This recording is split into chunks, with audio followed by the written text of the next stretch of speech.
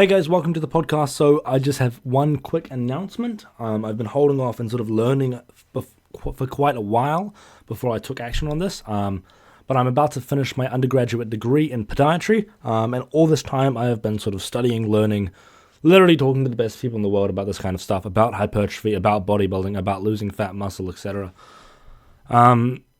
So I am now offering coaching. This has been a long time coming. I am very, very excited to start doing this. In the past, I didn't think I could handle it. Right now, I think I can, and I know after I finish my degree, I can definitely handle more. So I'm taking a few more clients on. I have a few currently that are sort of kept quite low-key. But yeah, I'm taking a few more clients on. The link will be in the show notes of this podcast, or if you'd want to find the link another way, go to @James_Walsham on Instagram, or at the Hypertrophy Hub. And right now, coaching is very, very cheap, just because I need to get my sort of experience up. I need to actually get some clients, all that sort of stuff. So it is like ridiculously cheap. I'm basically giving this shit away. I'm not going to disclose the price. If you'd like to know the price, message me through Instagram or something like that. But yeah, anyway, thank you guys so much for listening to this podcast and supporting me. I really, really appreciate it. We've been having some absolutely insane growth recently. And yeah, thank you so much. I hope you enjoy this podcast. It's a very, very good.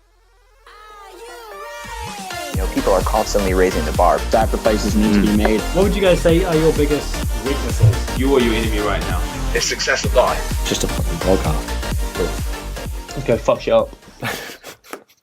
Hey guys, welcome to the Hypertrophy Hustle Show. This week I'm speaking to Jack Rayner. So Jack Rayner is an online coach within the UK. Very lovely guy. So Jack, how did you get into this? How did you sort of get into online coaching? And then what is the plan in the next 6 months, 1 year, all that sort of stuff? Okay. So, I started by being the biggest guy in the world. And then, just the natural life, you know what it is when you start. Got into the gym when I was probably around 16 to 17. So been lifting nearly a decade now. And just kind of, you know how it is, you just go to the gym, just do random crap. Just do random shit. So I did that for like 2 or 3 years, not really kind of filled out extra small tops for a while. And kind of fell in love with it. I think the thing is with especially bodybuilding, I think the more you know, the more you kind of love like what you do, if that makes sense. So I think as soon as you start seeing gains, I think that's where the motivation comes from. And then it kind of picked up from there. Obviously I got a little bit bigger, so I went from an extra small to a small. And then coached for kind of 2 years for free, and then now I'm an online coach on top of a full-time job. Yeah, and I think that's quite an interesting part, because there's so many people that want to make that transition, or it's like people will have that idea in their mind that, oh yeah, man, I don't like my job, or they're like, did you see that thing RP posted the other day? I think Mike shared it. It was like, oh, if you hate Mondays every week, that's a shit way to live your life. And so it's just like, I feel like we're in this epidemic of people hating their job, but then they won't do anything about it. And it's cool to see people like yourself actually go after chasing it. Like, I feel like I got lucky because I'm still a kid, still live at home. Like, I'm allowed to do this shit. Like, it's kind of like what a normal kid would spend watching Netflix or some shit. So it's like, I feel like I've kind of got it quite lucky there. But I feel like, do you feel like once you're in adulthood, it's like that the ease to change is much higher, just because you have to like put everything into it. You have to work from 5 to 9 p.m. or whatever. Yeah. So, I mean, the rationale behind wanting to be an online coach, when I was coaching people for free. So I was only coaching like my mates, for example. And if you've ever coached your mates, you'll know that they don't fucking do anything. They just, you give them a plan, they're like, have you done it? They're like, nope. Yeah. So have you hit your nutrition goals? It's like, no. like, what is protein? Is it chip? Is it Burger King chips? Oh yeah, and you'll teach them things, and they'll be like, well, "Wait, I've learned that before." I'll be like, Yeah, "Oh yeah, exactly. man, like how many calories did you eat?" He's like, "What the fuck is a calorie?" I'm like, oh. Yeah. So, yeah. I mean, what was the question? And then from there, how did you go about, like, what was the transition like going from coaching friends, they don't adhere, they're just dicks, and then how do you go about actually getting people to adhere, try and sort of build up some marketing and Yeah. So, yeah, I was going to say that I had a circumstance, so I left my engineering job for another engineering job, and that engineering job would turn out to be like awful.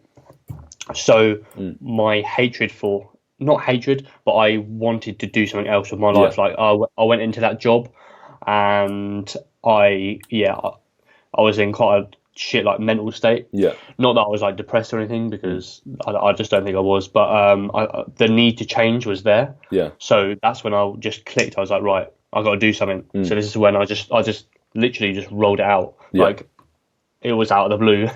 Like, literally, I wrote on my Instagram, I was like, I'm doing online coaching now. And then within like 2 or 3 months, I had about 10 to 15 clients, all paying. And yeah, ever Did you since have then, that sort of, I guess, since there was a lot of that, like, okay, go, just fucking do it, and then it was very, very momentary.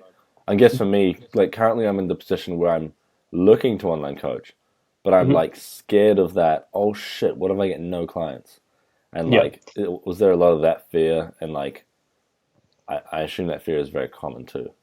Yeah, well, yeah, my rationale was, which was a good one because I had the full-time job, was I had the full-time job. Yeah. It pays for my house. It was paying for the wedding money. It was paying for holidays, etc. So, like, I've never done online coaching for money. That's something it's never been like a monetary thing. It's been the whole point of it was I wanted to help people, and it sounds like cliche that, oh, I want to help you, bro, but like I wanted to help as many people as possible. So the monetary side of it wasn't really ever a thing for me. So yeah. Yeah, and I think it's definitely. Do you feel like that sort of dissipated a lot of the fear in terms of it? Yeah, for sure, because there's no that if I failed and I didn't get any clients, I haven't lost anything. Like, Yeah, exactly. do you know what I mean? And Instagram's a wonderful place where you could hide not having clients, if that makes sense. Yeah. You could be like, oh yeah, my client did this, my client did this. It's like, well, where is he then? Yeah, like many Where is times this I've thought imaginary about person? kind of like oh, like how many people, and would it be a terrible idea to try and be like, oh yeah, this is my client, and actually be my mate? But it's like, I don't know. I think there's an argument for it and there's an argument against it, but it's like a lot of my friends right now, they're like my clients, quote unquote, but it's like, as you said, like they don't adhere. It's like you're kind of being like, hey, let me coach you, and they're like, nah. Like my friend Juan, he's strong as fuck, and I'm like, please let me fucking coach you. Could get you so strong, and he's like, nah, man. He's just like, fuck. Just want to get wrecked at the weekend. Yeah. It's just like, I mean, like, you can do that, but let me get you strong, please. Let me program it for you. Like, bruh, I can make Say you I did it. strong Say I as did fuck. Yeah, like, sheesh. I don't know. It's definitely. I feel like there's a whole dynamic with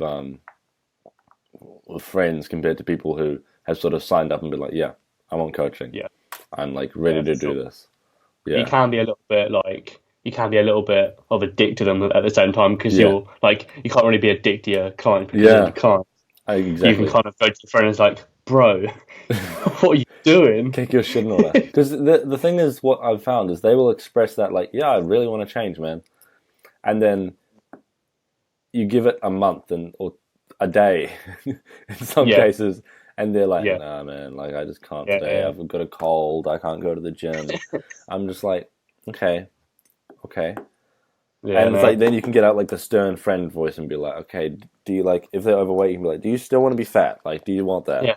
And it's just like, do you want diabetes? Yeah, it's like I have this friend that every day at 7 p.m. I message them and I'm like, how's your weight loss going?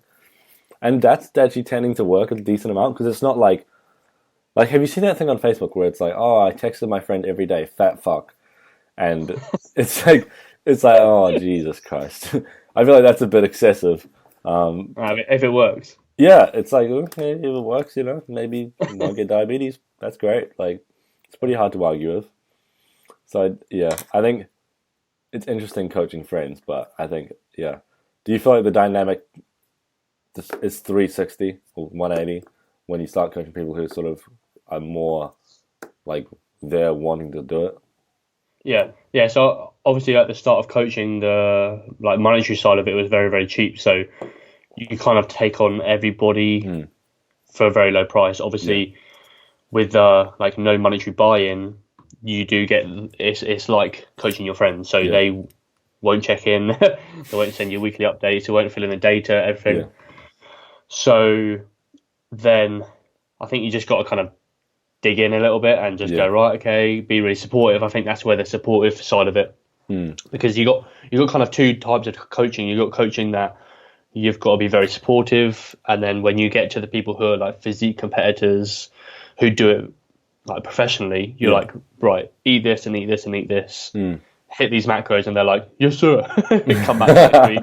Do you know what I mean? It's two different sides of it. You kind of got to like hug this one, and then like say like you do this, and they'll do it. And it's definitely something that I've like struggled with. Like, I definitely think understanding that difference is massive, because like you get the kid that was probably like us when we started, and it was like, yep, I'll do whatever the fuck, doesn't matter. Like, I just want to get jacked. Like, that's it. Don't care about anything else. I'll do it over everything else.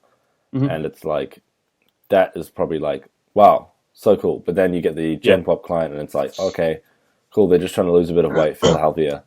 And it's like a whole different dynamic. Like, I went to the Martin Nutrition was here the other day, and I went to his conference, and it was like, it was really interesting, because I don't think it was a crowd, the crowd that was there was not like what you'd expect. Like, we were sitting in tables of like 6, and it was like, I was expecting like, oh, there's going to be some bodybuilders. I'll probably see some familiar faces from like NZ Muscle events, which is like a New Zealand okay-ish brand, and it was like all Gen Pop. Like, at my table was a lawyer, an F45 trainer, and like some other people like that. Yeah, I was like, oh, okay, cool. I was like, oh shit. I mean, it was really interesting, because we talked primarily just about fat loss in Gen Pop people, and it was cool to see, like, okay, like if you said fast for 1 day a week, so for do a 36-hour fast 1 day every week, that would be blasphemy if you said that to like a physique competitor. Oh yeah, sure. But Martin was like, yeah, that's a reasonable option. Like, it's pretty out there, but it's a reasonable option just to control calories over the week. Yeah. Which I was like, what? Holy shit! It's just, it was very like, okay, and sort of, I guess, with Gen Pop, it's a lot more understanding, and I feel like there's less hard set rules, and I feel like this is where, like, something we've talked about a lot, and a lot of the UK scene has talked about a lot, is like RIR versus failure. I think this is where that can be quite applicable. Like, this is why when I made that post, I meant about beginners, because it's like beginners have like the only thing is adherence. So it's like the main thing is they should do what they actually want to do. Yeah. And it was sure, definitely like, it was like, if they're not adhering, obviously nothing else works. So that's where I think the argument can come for failure in that point, like, possibly, or even trying to teach them what RAR feels like, or I think that argument is kind of like, it's been kind of the drum's been kind of banged quite often, isn't it? It's like, there's obviously two camps. One of them would be the enjoyment factor, which would be the failure, because I think they've kind of come to realise. I say they. We know. Yeah, like a civil war. But honestly, but it's all I love. think It's all love. I think they've come to realise that that's just what that's what they like doing, and again, that's adherence. So if they like doing that, do it. Like, is what it is, think man. it's almost, especially as the creators, and we'll see how much of this we leave in. But I think especially as the creators, we are sort of having to tiptoe like around this topic, because it's like, especially, I feel especially in my position, it's like I don't want to be on anyone's bad side because I want the whole community. No. I want this to be Yeah, a exactly. whole community podcast, right?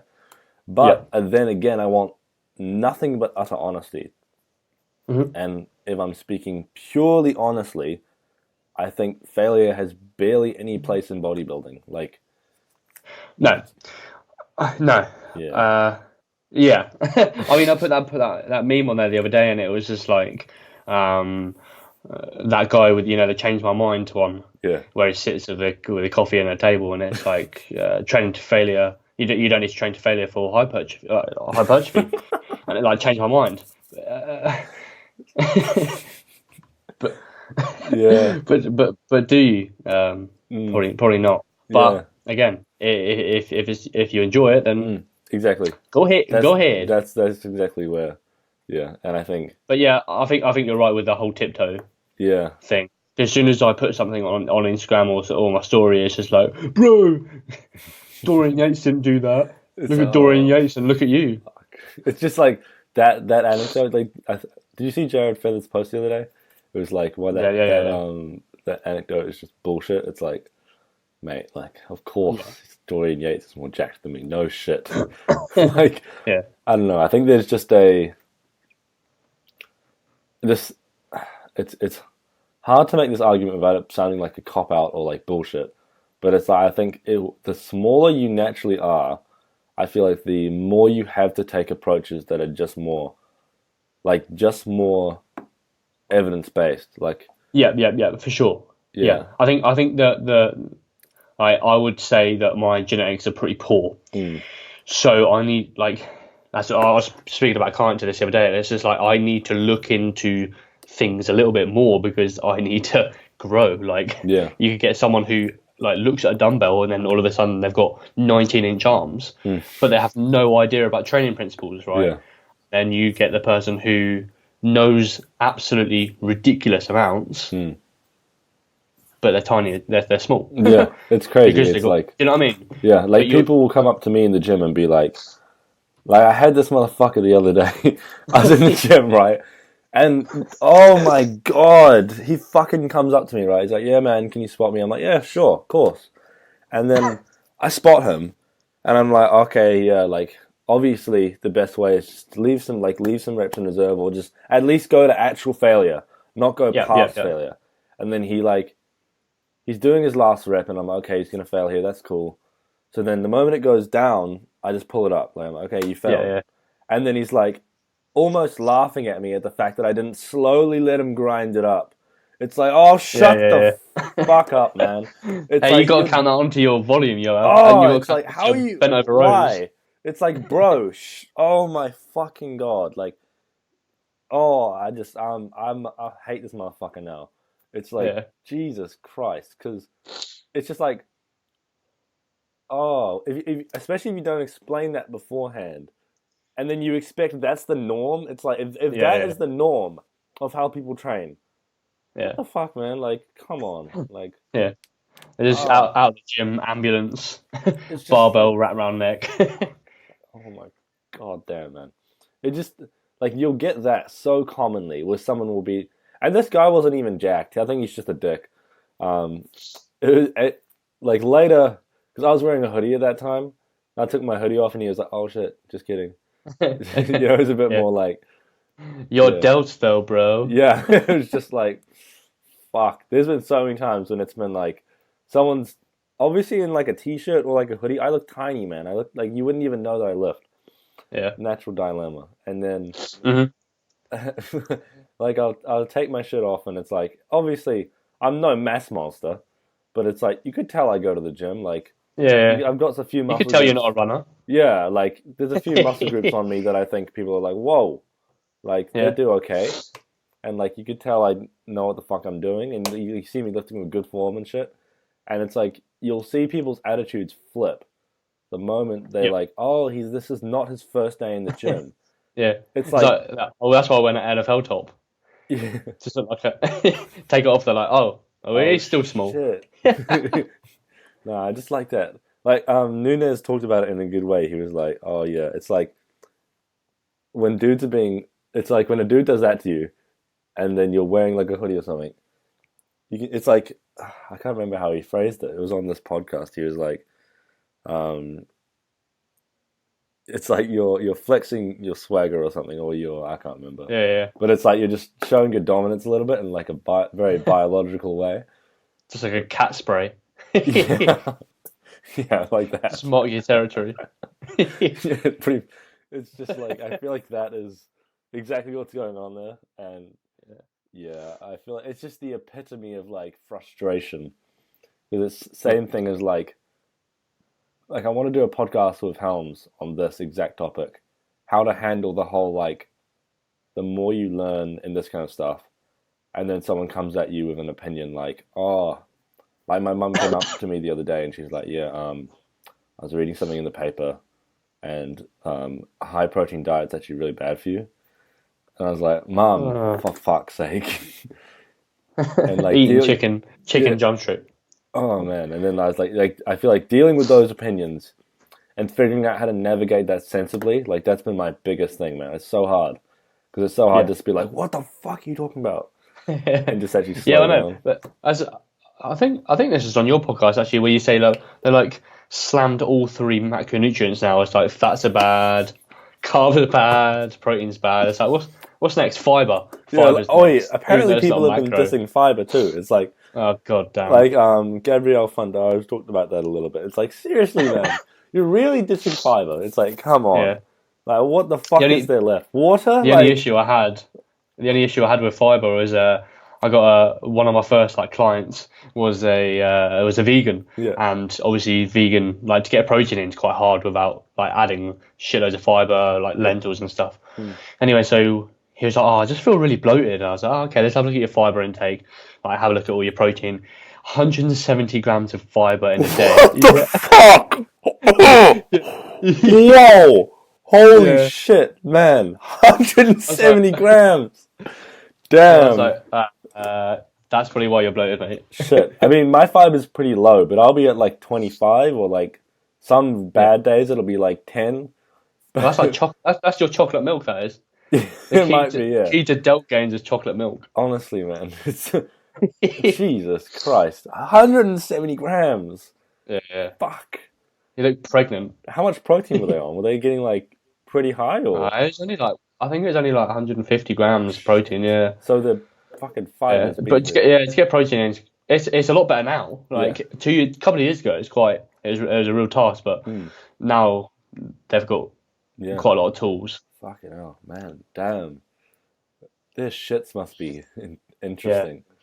Because I tried this vegan protein about 2 years ago, and I was like, oh my god, this tastes like when you lick like sand and then dog shit. Yeah, I used to have this stuff that was like egg whites, and fuck, it tasted like egg whites. You try to put that in like a nice smoothie. Holy fuck, it's terrible, man. Yeah. Jesus. I remember when I thought eating the like raw eggs in the morning was like the key to all gains. You just like neck it. Never done that. I've never done that. I've done the olive oil. One time I tried to do a shot of olive oil, and I vomited in my sink. That's in a bulk. It's like, I'm like, okay, fuck it, let's do it. And I just vomit everywhere. It's like, no chance. Oh, fucking worst feeling of my life. I held it back for like a solid 2 minutes. And I was just feeling like, you know when you drink too much and you know you're going to vomit. And you're just sitting there. And then you know it's coming and you just, oh God, worst feeling of my entire life. Man, like I've had spine surgery. That was worse than that, man. Honestly, terrible. Fuck that. I might have to try it. Oh no, honestly, like you seriously will be on cutting calories like 2 minutes after that. Like it's just brutal. Like I put it in shakes though. Like I'll do like 2 bananas, chocolate milk and olive oil. Like delicious. Fucking hell, man. It's no, I'm It's getting like to someone the. says you can't taste spinach when it's all cooked. You're like, yeah, yes, I can. You're like, man, still fucking can. Yeah, definitely getting to the point in the bulk where I definitely might need to start using olive oil again. Not hyped, not hyped at all, but man, I'm at like it's like ridiculous. I'm at like 4,500 calories a day. That's like a high day, but like fucking hell, it's just Tough. getting like if I don't do it like a job, I'll get home and I'll be like, yeah, you got 3,500 calories to eat. It's like, oh shit. It's golden syrup for you. Honestly, it's just eating a fuck ton of shit. But yeah, I think one thing that could be interesting to touch on is I think this has come a lot with the. I mean, I hate to put it in camps, but like the camps that we sort of draw a lot of knowledge from, like Mike Ishertel, Steve, people like that, they do a lot of very, very good things in terms of, and I think Steve's capitalized on this very, very well and sort of taught this very, very well, is like ditching the minutia. I think it's just fundamental, and I think people love to focus on anything else that doesn't matter. Not to diss that same crowd again, but shit like for instance, blue light blockers, right? They're very, very out there, but it's like if you do that before you fix sleep hygiene, come on, like you're missing the point. Or if you supplement with sleep stuff before you do that, it's like you're missing the point. Or like something like. I'm not saying, for those listening who are Oh God. are that kind, I'm not saying glucose disposal agents are 1,000% useless. I'm sure maybe, possibly, they have some use case. But... They're useless. But what I feel like people take... You'll get some kid and they've just started bodybuilding and then they follow people who use those. They'll think, shit, I need one of those or whatever. Yeah. I mean, we always say it with supplements, and then they'll, instead of actually, like, using their body as a glucose disposal agent, they will just, like, go, like, do shit like that and take, and I'm not just hating on that. It's like, there's a bunch of shit that people do all over the world. Not just, like, I mean, like, maybe that's, like, okay, like, you're like getting to the point where you're a good competitor. Doing that before you nail the basics is what you're saying. It's ridiculous. It's like why? It's like you get someone like George Osborne. Of course he should, like, if he's using that, cool. Look at him, he's shredded, man. Like he's got his shit down. He's got everything down. Yeah, exactly. It's like, of course, AJ would have him all of his shit down as well. Exactly. So it's like fantastic place to use it. But then you take someone, they're like a year into lifting. Man, a year into lifting, I thought I was at my genetic peak. It's like... Yeah. So, it's just... Yeah. Like, fuck. Yeah. I think that's something that I really try and nail with clients. Like, I pretty much give them a supplement list at the start. It's like 4 items. And they're like, well, where's the rest of it? Like you just need 4 as Vit D, vitamin D, which is arguments to that, but obviously we're in England, so and cod liver oil, and then creatine, and then whey if you need it. That's it. That's all they get. And it's just like it doesn't need until they nail everything in regards to sleep. They're not going to get ashwagandha because they're not sleeping. They're gonna nail sleep hygiene. They're gonna nail everything around it. They're gonna have their fucking bed like a cave, bedroom like a cave, and then. I got about 5 tools to use before I even consider ashwagandha. But I think it's a thing that, like, when you first start lifting, I don't know about you, but I bought like everything because I wanted it quick. Like I had so much crap that I would take. I still don't know what that was. I'm lucky I had no money. Like I was poor as fuck, so I had all I could get was like whey and creatine. Had no money, so but I think it's a wave where you try and get quick results, and you're like, oh shit, like I'm missing so much before this. But to even realize that is like you have to do, like, either someone has to teach you that, and you have to actually listen to them, or you have to, like, I don't know, just have clarity or just do it over realizing shit doesn't work. Like, Yeah, This is like really like tiny percentages. Yeah. And Yeah, I like think yeah, go on. even realizing that's hard. So Yeah. yeah. I think when you come into like when you start lifting, I think that you assume that there's like loads and loads of things to learn, which there is obviously, especially in this. But then when you kind of like learn all of the or most of the things within bodybuilding and health, when you really like strip it down, it's very simple. Like, and if you want kind of like the 70% of gains, which is what most of my clients want, they're not like a physique competitor.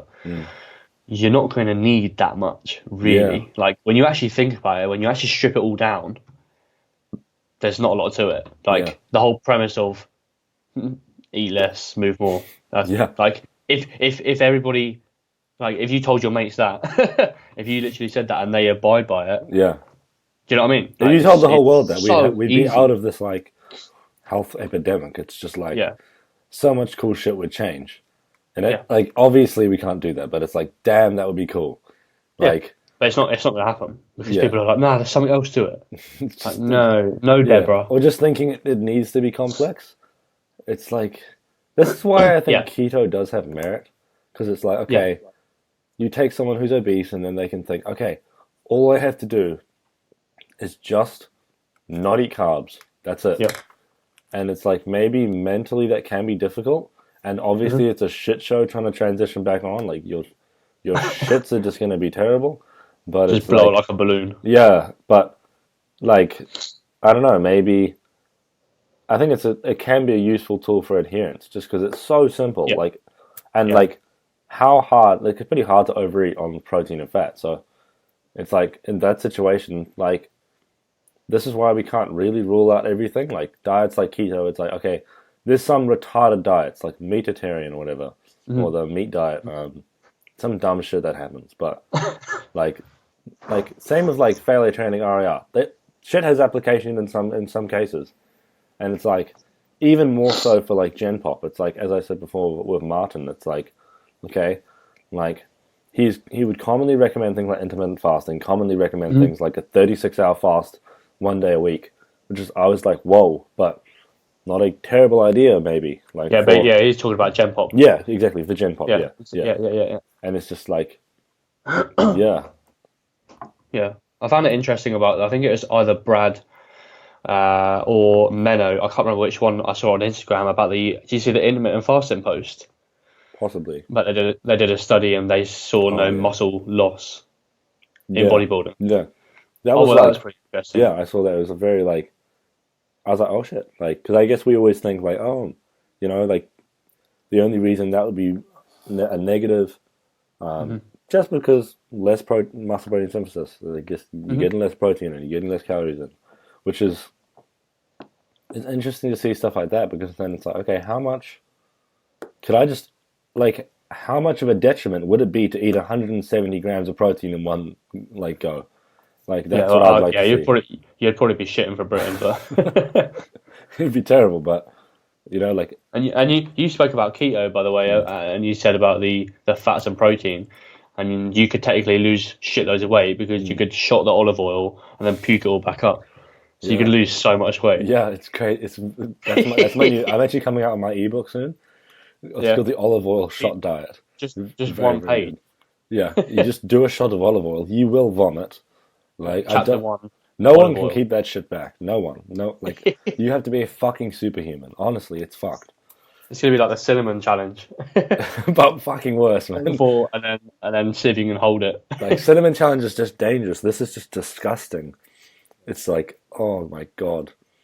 But one thing I think we should talk about in terms of the fundamentals, or like the ignoring the minutia. What are like the fundamentals that get you that 70% and like get you the even maybe more than that, or like What in terms of muscle? Yeah, in terms of growth or muscle hypertrophy. Yeah. So I put like a post out the other day about like the triad or the trifecta, and it was just like eat progressively, train progressively, and recover adequately. And if you just say them three, it's just like that is the 70%. Like, Yeah. and then obviously you've got the fourth is adherence. But as long as you're going into the gym and increasing volume, whether that's by reps, weight, RER, relative intensity, or you can add sets. You got them four as really. Let's just presume that form is spot on. Yeah. If you're doing them four and you're progressing over the mesocycle, you, alongside progressive eating, are in a good place to gain muscle, as long as you're obviously recovering as well. But 9 times out of 10 with recovery, as long as you've got sleep in check, as long as you're training within your MRV, there's not a lot to it really. Like the use of supplementation, like around that, you don't necessarily need too much around it. If you've got to train within your MRV, you've obviously got to take deloads, because I think that's the most underused thing in the world. Because it's so hard to do. It's so like you don't want, like, it's not fun, but it's like you need to. Yeah, it really like it kind of not annoys me, but it's a bit frustrating when you see like people who are like, oh yeah, I haven't deloaded in a year. It's like shut the fuck up. Like, yeah. do you just, oh man, you're just furthering this bullshit. Yeah, it's like, but this is like the whole like short term approach. Like, yeah, you're great now, but what happens in, like, how many people do you see in the gym and they're like, God will come up to you with like fucked elbows, fucked knees, and it's like, oh, I used to do that, bro, back in the day. It's like, yeah, but 100% all the fucking time. But look at you now. Yeah, it's like I heard it was Eric last night. I was listening to Iron Culture, and he said, I mean, this is powerlifting, so maybe it's different because they're doing the same movement again and again and again. But it's like three quarters of powerlifters consider themselves injured at all times. Yeah. So it's like, okay, maybe we should think about deloading. Like, there's this thing called tissue stress model, which is basically MRV for tissues, and it's like it's so damn fundamental. But we it's like I was talking to my mate a while ago, and he sprained his ankle. He rolled his ankle, and then that tore something. And I was like, okay. And he trains like a fucking idiot. Sorry if you listen to this, mate, but you train like an idiot. I've told you that many times. He doesn't worry about MRV. He doesn't deload. He thinks deloading's for pussies. And he just goes balls to the wall all the damn time. And then I was like, okay, do you think maybe there could be a correlation between the amount of volume you do? He's like, he was running, playing touch rugby, or no, I think maybe league or some shit. I don't play sports. But sports.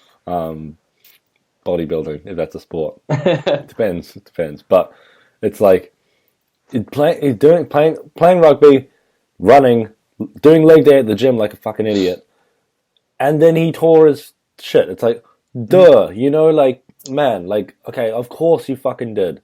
Like, come on. It's just like, like, and we literally learned about tissue stress model in our damn classes, and then to still say, nah, like, I don't think it had anything. How did me rolling my ankle have something to do with what I did in the gym today? Yep. It's like, come on, like, you're putting your tissues. It's just, it's like, there's a reason lifting weights can help you be less likely to get injured if you do it right. But if you don't, you literally just can't fucking recover. So it's just like, it's fundamental. It's so, and it's like, why can't we just, as a society, grasp the concept of MRV and like thinking, okay, how much load can I take? It's like, I don't get how it's not. It should be the first thing we fucking learn. Yeah, I got a question today on my Instagram, and it was like, my mesocycle was like 8 to 9 weeks. So I'm like, first of all, how? Like, after my third week, I just want to die. Yeah. Do you know what I mean? So it's like, well, I think Mike Isotel had a really cool quote, and it was about the you're on a highway. Have you heard it before? Maybe. Like, you're on a highway and your fuel gauge is broken. You either got two things. You can either go and get fuel now, so a deload, taking it early, or you can just keep going and then crash and burn. Yeah. Like, I think that's the best way to explain it, because you can take, like, performance isn't always it. 9 times out of 10 isn't the key indicator of a deload. Yeah, like, when that drops off, deload early. Yeah. When your performance drops off, that's it. You're past your MRV. Yeah, And it's by principle, you have overflowed. and it's just like, okay, it's just like, it's kind of like you're wasting your time though. Like, Yeah. the amount of, like, okay, what's really sort of sold me on this shit is I used to train with no structure and just do the shit that was like, okay, I'm going to go to failure. I'm just going to, like, I would always be going to failure just to, I'd be like, okay, yeah, I'm going to try hit 22s on incline this week. And then next week I'd be like, okay, I hit that for 8 last week. Let's go for 6 on 8 and 20 on 2 kgs up or whatever. And it was just like, I could do that for like 3 weeks and then I didn't fucking deload and I would not fucking progress at all. No. And it's Doing like the same dumbbells. Like, ever since being coached by Steve, it's like, man, like, okay, here's how you progress over a mesocycle. This is what a mesocycle is. This is a deload. And it's just like, wow. Like, now that I'm actually being able to eat, it's just like, damn. Like, I'm seeing changes. It feels like day to day. And it's just like, you know, well, obviously not day to day, but it's just like, I don't know. And I don't, like, okay, I have a chronic spine condition. I'm never going to be not in pain from that. Like, I'll go to sleep most nights with pain in my upper back. And it's like, the amount that has dissipated just from not being an idiot. Like, it's like, maybe that has something to do with it. And I'm growing more. Like, I'm way stronger than I used to be. Like, I don't know, maybe there's something to that. It's just, even anecdotally, it's like, I think it's hard to anecdotally see from the outside, but it's like, we have some great anecdotes, obviously, of people who are jacked, but it's like, I don't know, I just don't get why, I don't get why it's so hard to argue for. It's like, I don't know, people don't want it to be true, but it's like, it's not fun at the start, I would say, to train like this. No, for sure. But like, the more you do it, the more you learn to love it, and you got to understand the bigger picture. That's the thing. And then you how still long get do you want to to be train in the hard. game? For sure, yeah. Which is but people, like, we do train to failure. Yeah. But it's accurate. Yeah. And that's just the thing. like, it's not 24/7 because it shouldn't be. It just fucking shouldn't be. It's like, how many times? It's not sexy. Yeah. And I've said that to you before. Like, it's not sexy. It's not going to sell members site. No. You know what I mean? It's not. He said it. Well, yeah, but it's not. Like, do you know what I mean? Like, it's not. 100%. It's not going to do that. So, do you know what I mean? You can't make like a. No, I'll leave that bit out. So yeah, fuck. Yeah, it's just like, you can't. Like, if Ronnie Coleman had done montages of him training to RIR2 with perfect form, with pristine form, he wouldn't be who people know who he is. Like, people, No. Sure. People wouldn't think of him like that, you know? People wouldn't think, oh, he's so inspirational, man, he's my favorite bodybuilder. People just be like, yeah, he's alright, yeah, he's cool, pretty good at bodybuilding. Like, he'd probably be just as jacked or more, but maybe not in hospital. But you can't inspire or motivate people like that, I guess. It's very hard. Like, we never see videos of Steve or Mike, like, with epic soundtracks of them doing, like, sub-maximal training. No, but I want to make one just relatively for comedy. new, though. Huh? I want to make one, like, just for comedy. Just, like, someone... You have to do, like stuff with Jared Feather training at RER2 with, like, Baby Shark in the background. Yeah. That'd be fire. Yeah. But it is relatively new. I do get the whole, like, people in, like, the 80s or whatever, like, it wasn't a thing, was it? I mean, even the 90s, even the early 2000s, like, it is still relatively new. So for people to kind of move over to it is still quite a hard thing to do. Yeah. Even when the evidence is there, but... It's definitely... Because I guess... I mean, we're still...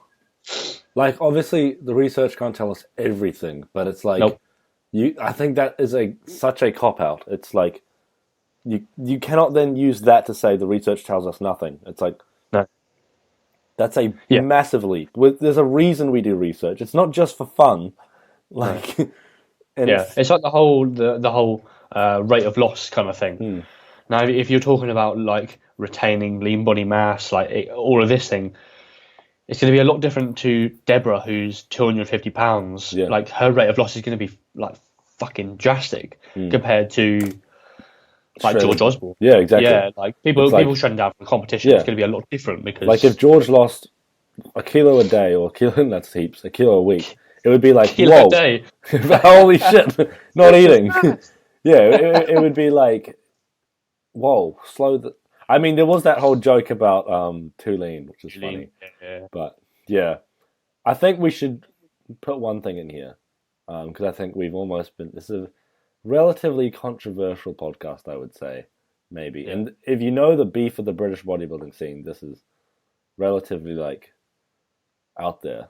I think one thing that's important to note is there's in both camps, there's dumb people and there's smart people. There's people who make shit decisions and good Yeah, decisions. that's RER on Training to Failure. Oh, I'm joking. But really though, like say in the camp of Training to Failure, like you have someone like as we mentioned, George, fantastic, like smart guy, and then you have someone like AJ Morris, like there's no way. Like I made a post about it a while ago. It's like AJ motivates a lot of kids. Like you see a lot of people now training like AJ, and it's like doing shit that AJ does because he's an inspirational guy. Like you look at him, he's doing shit right, and then you take someone who's following him, and they won't cross apply the principles correctly. But you never see AJ like skimping on range of motion, like forcing shit up. Like it's not really like unless he really wants something, he's not going to compromise form and etc. And it's just like that. I think is where the best, like, no matter it. Like, okay, say if we can't answer the question of whether failure or RIR is better. It's like you take someone like AJ, he's doing everything right anyway. So it's like perfect form, everything's on point. It's just very hard to, like it's not like we're saying the whole idea of Training to Failure is for retards and they're all idiots. It's like we're just not saying that. There's some, like AJ, it's so hard to fault him. So damn hard. You can't. He's just a smart motherfucker. Fantastic coach. Can't beat it. Like, man, like, look at his clients. They're fucking shredded and jacked. Like, and he just coaches natural athletes. So it's like, he's insane, man. And then, yeah, I just thought that was something important to put out there because it's not, it doesn't, like, okay, you look at the relationship between Steve and AJ. They do different training styles. They're in different camps, but they still friends, still talk, still respect each other. Like that's the place we need to be in. Like, yeah. But I think with anything, I don't think it's just with bodybuilding. I think it's with anything that you're going to get people at the top of their field, and then you're going to get people who aren't, and slam. Do you know what I mean? And slam things that they don't know. They don't know any better because if it's working for them, and anecdotally it's working for them, the other camp, it's not going to work. It's like it's not working because it didn't work for them, even though they haven't tried it. But I think it's interesting. Agree. It's an interesting dynamic. Yeah, it's very. But I think when you come into this, I think you need to kind of saturate your. I think you've got to kind of saturate your knowledge, and pick people in the field. Like, for example, Lyle McDonald, like Lane, all of these people with PhDs and Eric Helms and all that. I think you've got to kind of pick and choose people in this industry, and like JP and all this. Actually, wait, he hasn't got a PhD, but he's a smart motherfucker. Like, very hard to argue. I think it's like, and I definitely think you got to pick them though, and then learn everything from them, and kind of take what the other people are saying. Yeah. Do you know what I mean? It's not one versus the other because both of them will work. Yeah. Like that's the thing. It's like I think the best way to improve your position on something is to literally. I think it was Helms that taught me this. It was like, okay, you take your Like you take your position. Like this is okay. So I had a very strong position around Jordan Peterson, right? Controversial ass guy. Like I definitely don't agree with everything he says, and I didn't back that either. But it's like I found it so hard to find holes in his arguments because he has a logically consistent argument. Like the way Eric describes gurus would be him, right? He's got that guru sort of thing. He doesn't ever. I can't remember how he explained it. He obviously Eric explained it better than me. Go listen to that. Yeah, I think I've heard that. Yeah, he's explained it very well. It's like, but so then basically what I tried to do, and same as Ben Esgro taught me this as well. It's like, okay, try and find the most logically consistent argument you can against his arguments. Yeah, and it's like that's in any position, no matter whether you think you're currently right. Like, try it out. Like, see what the other side is. It's like, I don't know, like. If you don't even have that conversation, then what's the point? Yeah, like I think it's got to be said. I think, as I say, I think we've got to learn everything from these people with PhDs, and I don't think we like. There was a post. I can't remember his name. I think is it Paul Carter? Is his name? And he posted a study on it was training to failure, and it was like 5 to 10 sets per week. Was that per week, or is it? Yeah. But yeah, no, it was like 5 to 10 sets per week, and then it was 15 to 20 sets per week. Yeah. And basically, they found the most gains in 5 to 10 sets per week, and everybody reposted it on their story, and it's like, oh yeah, okay, right. And then when we all broke, like when like Menno broke it down, Mike broke it down, Eric broke it down as well. And then we kind of find that it was they only trained bro splits.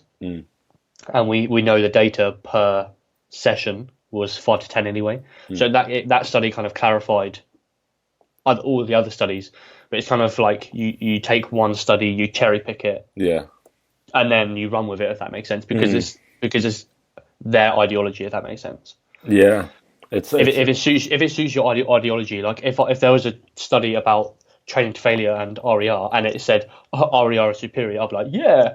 Bang on my story. Do you know what I mean? But it's not the right thing to do. Yeah, it's just like you have to wait until the people with PhDs and everything assess it, or even like below that, there'd be the as Jared pointed out very good the other day. I feel like below that level is like, okay, look at this guy though, he's jacked. It's like that's terrible evidence. It's just like the anecdotal side of things. Yeah, just when you try to use that as evidence in any way, it's like, what the fuck are you doing? Yeah. Anecdote has its place, especially with coaching clients. Like 100%. Like a sleep issue, and then you go, right, okay, this person's had this issue. Oh, this person's got the same issue. How do we rectify it with this guy? We did this. You can use that. But actually, anecdotal, like coaching, as it were, like completely neglecting training principles. That's a completely different story. Yeah, I think this is probably. I don't think I've ever sworn on a podcast this much. Because I think what's interesting is, and I think people are not scared to say it, but they don't directly address the issues because it's like, okay, in the British bodybuilding community, which I'm in New Zealand, but I consider myself a part of, right? Like I'm very close to everyone in Britain, right? It's like that's my group, and you can be in like Burnley or somewhere. Yeah, and like I would find a lot of friends there, right? And like I'm sorry if you live in Scunthorpe or Burnley, by the way. I wasn't dissing. It's a lovely place. And it's like I feel like we commonly, it's like we all after the exact same thing, right? But then maybe it's just because it's a tight community, right? There's not that many of us, but it feels like I don't know. There's so much. Oh, I don't know. Maybe I have no clue why, but it's like everyone seems to be always beefing, and like I don't know. It's not like I'm trying to figure out how to address it without furthering the problem. But people always argue. So I think like having a perfect harmony of coaches is never going to be a thing, which is unfortunate. But it's just the case, because you're going to get people who take people into shows. You're going to get people who just do it for like the general population, which is what I would class myself as. Maybe with a dream someday of taking in a like physique coach, but I don't think that I'll ever be in that realm, if that makes sense. until I prove myself on a stage, which is a sad to say, but that's just the reality of it. No, I agree. Yeah, I think I do definitely agree. It's like this again, AJ, fantastic example. You like look at him on the stage, man, shredded, jacked. Like, duh. Of course he can coach people. Like, he's done it multiple times. I think pretty sure he's junior world champ or something. Very, very, very good. And then like, imagine if I just sort of if I was already coaching people, and then tomorrow I'm like, yeah, I haven't competed, but I'll coach comp prep clients because I've like read a book on it. It's like no, like this is why. Like Steve and Lyndon and Jacob and Pascal's book is going to be good because they've competed. They know what they're talking about. Like they have a clue, plus they have the physiology behind it. Like Lyndon's smart as fuck. The other guys have got massive experience doing it. Of course, it's going to be good. Like duh, and they've got the right to put out their book. But it's like if I go and teach people how to get shredded or how to lose weight, that's even out of my scope. I've never tried to lose weight in my life. Like one time I did like an accidental cut while I was going to some festivals over like 4 weeks. And I mean, like I lost a shit ton of weight. I got pretty shredded, but like that was not because I had good principles. I think I just got lucky. Like, yeah. The first cut I was very lucky. The second and third was like Jesus. Like I got to a stage where I was like I could actually step on stage right now. Like I was crazy. Yeah, like I was just going on holiday. I'm hyped to actually do that. Like get to the point where I'm able to get shredded glutes and do that and actually be productive. Like I know right now I'm just bulking forever. For the rest of my life, and then it's just fun though, isn't it? Like, yeah, man. I mean, but it's for me. It's like I've been bulking since fucking like 2016. Like it's been a long. I did one cut, and it's like I put in a question to Steve's podcast ages ago, and I was like, oh, what do you like? Do you guys think I should cut? Like it's been 3 years of bulking, and I just can't eat any more food. They were like, yeah, maybe do a cut. Like give it a go. And I did a cut, and it was like, fuck, now I can actually eat. But it's like, man, I just want to get shredded, but I don't want to be like shredded at 60 kilos. So it's like. That's the thing with a mini cut. Like I did 5 weeks. 5 weeks. I was like, I could quite easily do another 10, and get absolutely shredded. But I think one of the reasons why I haven't like competed is the whole. If I go out to win a show, I win the show. What happens after, kind of thing? Does that make sense? Like I think you've got to sacrifice a lot to get to that stage, and if I get to that stage, win, look back at the life that I've just like pretty much neglected for like 6 months, and then go, what was that all about? Yeah, well, I mean, like, why am I doing this? It's like doing entrepreneurship, right? It's like if you want to do this shit, you need to realize like there's a shit ton you need to put into it. Like I've probably done. I cannot tell you how many hours just on the podcast. Like there's been a bunch of other shit that I've done and not really done that well at, and it's like, okay, you need to be willing to. I guess it's different because it's like you're risking for potentially zero reward. But it's like, it's like I've definitely had to dismantle my life as a normal teenager somewhat. It's like taking those nights where I just like on a Friday night I'll be at home recording and editing. So it's like, okay, a podcast guest, the only day they can do is Friday night. Cool. Fuck it. I'm going to do it. Like, you know, like, or, okay, like the amount of times I've gotten up at like 3 or 4 a.m., like, it's got to happen, you know, like, and especially when you first start out, like, you have to do it. And it's like, but do you love it though? Yeah, exactly. I couldn't do anything else. Would you change? Exactly. Would you change it? That's what I mean. No. It's like I'm cheating the system. It's like I get to talk to these people. It's like fuck. Like you got to.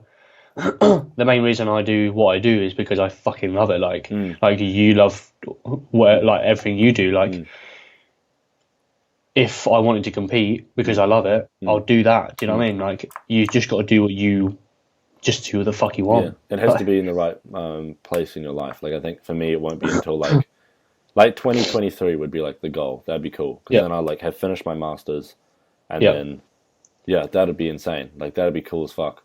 Like But then it's like, yeah, that would be like the culmination, you know.